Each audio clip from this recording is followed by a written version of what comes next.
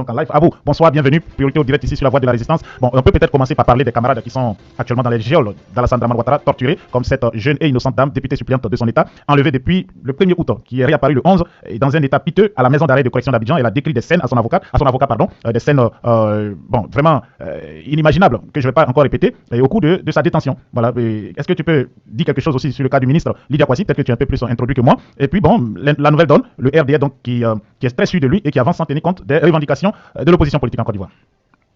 Bonsoir, oui, très chef, bien, exact. Santa Salia avec beaucoup de différences, oui, c'est le frère Abou, depuis ma position en Angleterre. Donc, même quand tu vois le titre de ton direct, c'est Ouattara encore chez Macron. Donc, ça, le titre même en dit long. Ça veut dire quoi? Que c'est la France qui est aux manœuvres, aux commandes, c'est la France qui fait tout ça. Ce sont les techniques pour casser des élans de choses, protestation des opposants. C'est les techniques qu'ils ont utilisées ça depuis qu'ils sont en Afrique. Comment il faut casser la résistance. Donc, il faut prendre des éléments de la résistance, les matérialiser en modèle. Pour que, comme c'est qu'on dit maintenant de nos jours, le buzz tue le buzz. Le buzz dans le buzz. Donc, du coup, en tant que combattant socialiste et des gens qui mettent l'homme au devant, c'est-à-dire avant même des revendications matérielles, l'homme au centre de leurs choses, comme on appelle ça même revendication, alors quand de voir un révolutionnaire voir son camarade martyrisé, c'est clair que son cœur va balancer. Il va se dire que non, laissons nos revendications légitimes de la quête de pouvoir, occupons-nous de nos... Il joue sur nos sentiments. C'est une vieille tactique. C'est-à-dire que le monde, il n'y a rien de nouveau sur le soleil. Vous comprenez? Pour casser le rythme d'une... C'est la France qui joue sur notre psychologie. Et parce qu'eux, ils disent quoi? Les Africains sont émotionnels. Vous comprenez? Comme nous sommes émotionnels, donc quand ils vont prendre et regarder les éléments qu'ils prennent, ce sont des éléments bien choisis. Ils prennent une jeune fille. Une jeune fille politicienne, ça symbolise quoi? Ça symbolise ce que nous on veut voir. C'est-à-dire qu'on veut voir les femmes s'impliquer dans la politique, mais on prend une jeune fille sur l'âge qui brille dans la politique, qui veut commencer pour déjà la maltraiter en symbole pour dire que c'est pas un domaine prospère pour les femmes. Pour casser le rythme, pour dire que, déjà que les femmes, elles seront sans pitié, même avec les femmes qui sont nos mères. Donc, que les filles qui pensent qu'elles vont venir se jeter à la politique là, elles ne vont pas se mettre à garrot parce qu'ils savent que c'est les femmes, cette femme qu'ils ont utilisée hier pour nous envoyer à la CPI. Vous comprenez? On connaît que dans le monde entier, la nouvelle donne, la donne de maintenant, c'est de protéger ce qu'on appelle les plus vulnérables. C'est pourquoi ils ont envoyé des lois pour protéger les whoopis, tout ça, les trucs comme ça. Donc, on nous dit toujours qu'il faut protéger les plus faibles, les trucs comme ça. Alors, de maltraiter une femme comme ça, aujourd'hui, et que ça ne meut personne dans l'Occident, c'est fait à dessein. C'est fait à dessein. C'est pour encore marquer les esprits. Peut-être qu'ils l'ont fait pour Kofi Toussaint, c'était de la psychologie. Vous voyez, en prenant la tête de Kofi Toussaint pour jouer au foot, vous avez vu comment ça tue la résistance. Parce que c'était jamais vu, c'était tellement choquant que, mais eux, j'étudie ça depuis des années et des années. C'est nous qui sont là, on n'anticipe pas. Voilà. Sinon, cette année-là, aujourd'hui là, Dieu nous a déjà montré tous les signes pour anticiper. Et tous les signes pour anticiper, c'est quoi? Nous, on n'a pas droit à l'erreur. Nous sommes, même si on veut voir le pays que Dieu adore. Pourquoi? Parce que regarde ce qu'il nous montre tous les indices. Il nous dit que Dieu nous donne comme ça pour nous garantir, pour nous rassurer que tous les murs qu'on avait avant, Burkina, c'est-à-dire que les murs qui nous avaient barrés et qui ont fait qu'on nous avait massacrés, c'était le Burkina, le Mali, le Niger. Tous ceux-là sont en notre faveur maintenant. Ça, c'est un grand signe que Dieu nous donne pour dire qu'on n'a même pas droit à l'erreur et on n'a même pas droit à douter. C'est-à-dire qu'on est maintenant, on a tout en notre faveur pour reprendre notre pays. Maintenant, les autres signes qu'ils nous montrent, ils nous montrent que la même méthode qui a été utilisée au Mali, c'est-à-dire quoi? L'insurrection populaire. Et c'était devant le même problème. Ils étaient devant le même problème, c'est qu'on voulait maintenir IBK au pouvoir, vaille. Les Maliens se sont levés, et qu'est-ce qu'ils ont fait? Ils ont fait partie de la France, en même temps IBK a suivi. Vous comprenez? On nous montre encore au Burkina la même méthode, pour nous dire quoi? Que c'est plus une question, parce que cette fois la lecture dit qu'il faut enlever Alassane. Alors que Dieu nous a déjà montré par trois raisons, par trois pays, que le schéma là, c'est d'enlever la France, et Alassane ne représente rien. Je vais continuer mon développement pour mieux clarifier les choses. Le Burkina nous a montré déjà la méthode. Ils se sont appris aux ambassades et aux biens français. La France est partie, en même temps, un truc comme on appelle ça, Ibrahim est venu. Alors, de la même manière au Niger, même chose. Ils voulaient faire perdurer Bazoum au pouvoir, comme on veut faire avec Alassane. Ils se sont appris au truc à l'ambassade de la France et tout. Les gars sont partis. Donc, nous, on n'a pas droit à l'erreur quand tout ça a déjà existé. La solution est là. La solution est là. On n'a même pas à chercher par midi 14. Dieu nous a montré toutes les solutions, tous les signes. Donc, nous, on a commencé la révolution, mais comme tout commencement va toujours avec les fautes qu'on a fait au commencement, puisque le système n'était pas bien rouillé. Mais ceux qui nous ont suivis, le Mali, le Burkina, ils ont peaufiné la stratégie. Et la méthode a marché à 3 reprises. Donc, quand la méthode marche à 3 reprises, nous, en spiritualité, on dit qu'une vérité absolue devient vérité absolue quand elle a 3 témoignages. Donc, à partir du moment où les 3 témoignages concourent à la même chose, donc la vérité devient absolue, ça veut dire quoi? Si nous on utilise la même méthode, plus la quatrième fois ça a été au Sénégal. Le Sénégal a utilisé la même méthode. Elle est sortie, elle a commencé à s'apprendre au bien français. Elle n'est pas allée chercher Macky Sall. Elle savait que Macky Sall, c'était qu'une marionnette qui était là. Mais le marionnettiste, c'était la France. Donc, qu'est-ce qu'elle a fait? Elle a commencé à attaquer les stations totales, les magasins et tout. Qu'est-ce qu'ils ont fait? Ils sont allés faire l'arrangement vite fait en prison avec chose comme on appelle ça, du MyFi et puis l'autre qui est à côté, son premier ministre. Vous comprenez?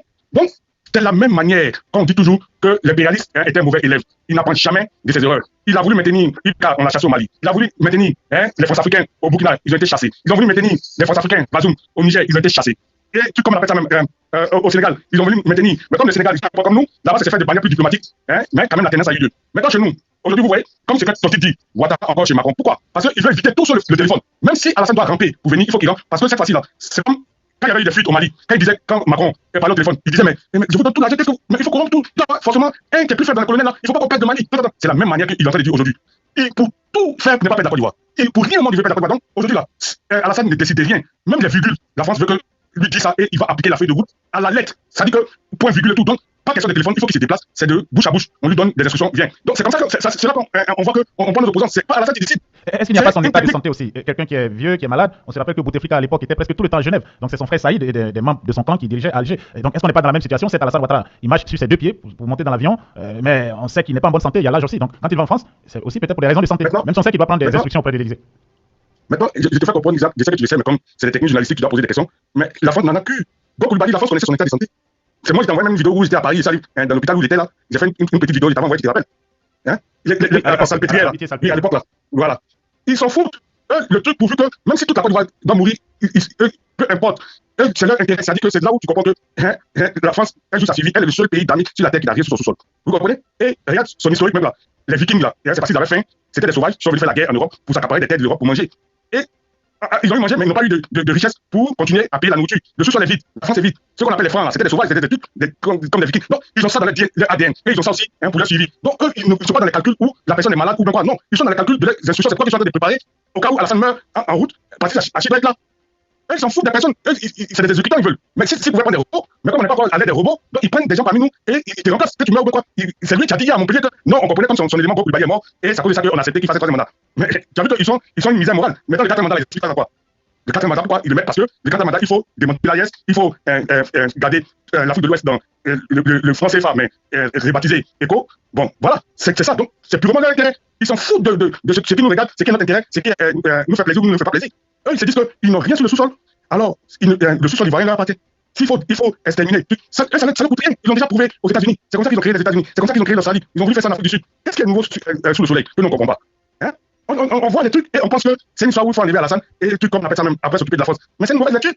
Ça aurait été comme ça si le Mali n'avait pas existé, si le Burkina n'avait pas existé, si on n'avait pas l'exemple du Niger.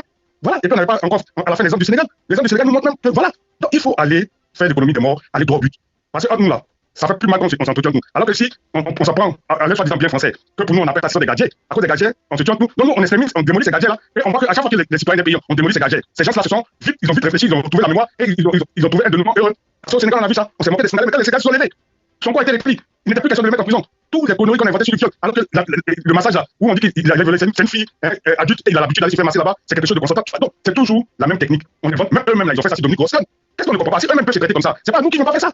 Mais le truc, on doit savoir qu'il y a rien de nouveau sur le soleil. Plus on connaît tous ces cas de figure, donc on doit anticiper. Et la manière d'anticiper là, c'est de faire comme c'est qui a déjà réussi, récemment, c'est qui a réussi, c'est un siège à l'ambassade de France et chose comme on appelle ça démolition de leur soi-disant bien. Et du coup, les gars rentrent dans l'ordre, ils deviennent intelligents et ils s'assoient sur la table pour négocier.